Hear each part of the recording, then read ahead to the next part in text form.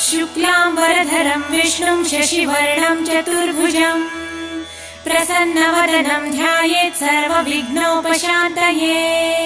व्यासं वसिष्ठनप्तारं शक्तेः पौत्रमकल्मषम् पराशरात्मजं वन्दे शुकतातं तपोनिधिम्। व्यासाय विष्णुरूपाय व्यासरूपाय विष्णवे नमो वै ब्रह्मनिधये वासिष्ठाय नमो नमः।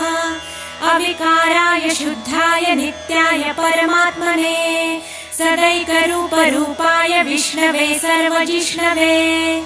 यस्य स्मरणमात्रेण जन्म संसारबन्धनात् विमुच्यते नमस्तस्मै विष्णवे प्रभविष्णवे। ॐ नमो विष्णवे प्रभविष्णवे। श्रीवैशम्पायन उवाच श्रुत्वा धर्मान् शेषेण